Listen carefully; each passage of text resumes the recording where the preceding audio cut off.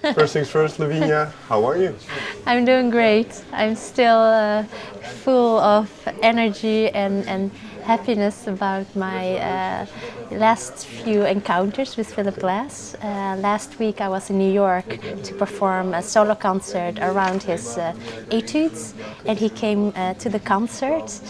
He was very enthusiastic with the arrangements, so it was really nice having him there and playing it for him live. And then yesterday we both performed at the Milky Way in Amsterdam with a big crowd and other wonderful artists. And it was so, well, actually every time I perform with him it's so special.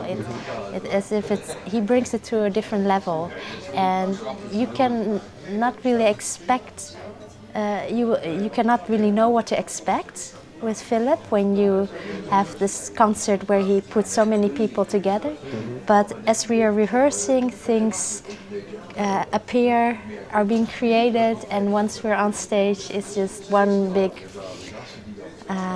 wonderful evening with so much creativity going on.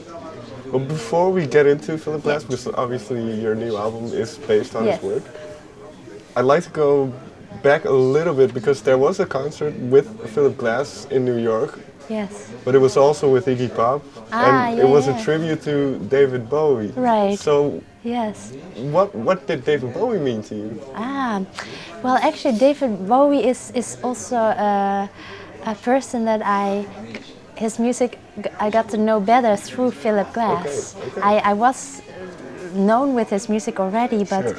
It really came even more alive for me to meet a person like Philip Glass who has worked with him, who knew him in person, and it was a wonderful concert with Iggy Pop there and other artists with so many different backgrounds, but it comes together and we create an evening, and it was a great pleasure working with Iggy Pop as well. Yeah. Well, part of what Philip Glass does and has done for you is kind of bridge the gap between classical music, classical tradition, and more popular mainstream music. Right. And is that something you try to do now in your work as well? Yeah. I actually have the feeling that all the years leading up to meeting Philip Glass, I have been searching to make this bridge between classical and other genres in general. And now that I have met him and performing his music, it really gives me a feeling I'm in my place, in the right place. His music connects to so many different genres. Sure. He just goes beyond so many borders, and at the same time his music goes so deep into my soul, and it is as if I'm really living with his music. I can really get lost playing his music, and so I think really his music embodies for me what I want to keep doing and keep exploring the possibilities, and be open to meet people from all different genres. If we go back a little bit then, do you remember the first time you were introduced to his music? Yes, yeah. It was 5 years ago when I first met Philip Glass. It was in the Milky Way in Amsterdam where he had a concert, and he invited me to come perform at his concert. Did you know him before his music? I knew his music, yes, and actually I tried to get in touch with him. I think about 2 years before that moment, I started trying to get in touch with him, and he heard of me through also mutual friends, but it took a while before he thought like, now is the right moment that I want to meet her and hear her play. And so when he came to the Milky Way, he was very excited and curious to hear me play.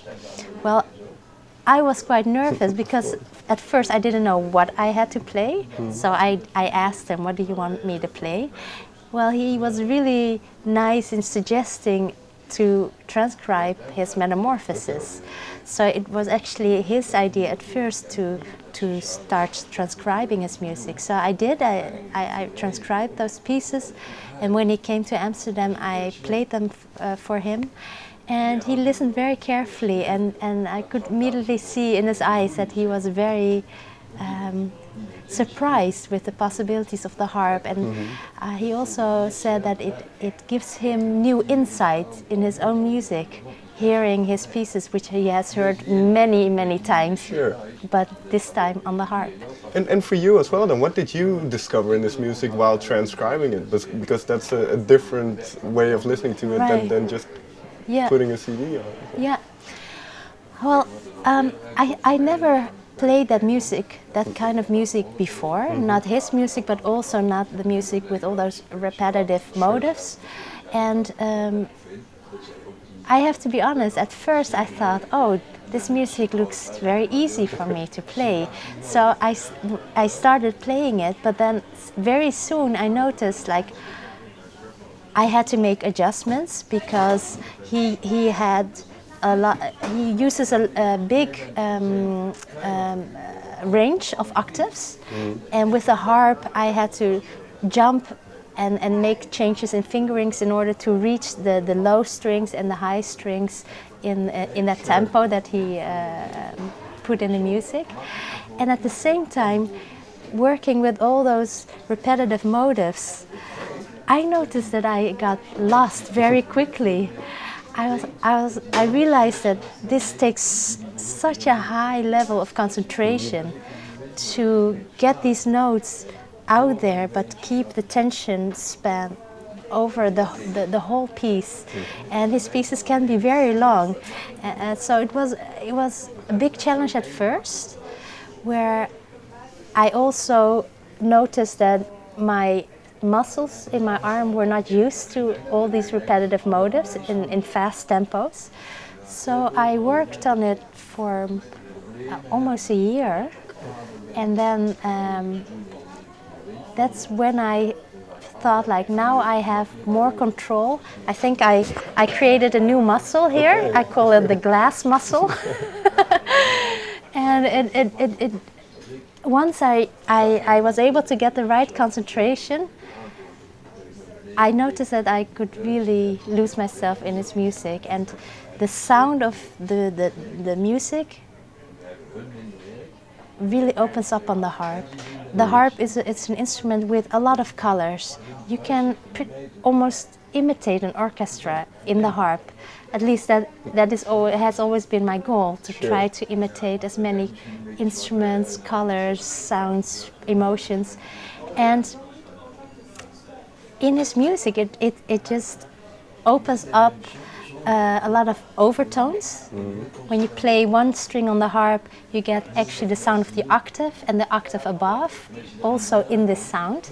So at the same time, you are actually creating a lot more sound around just one single note. Sure.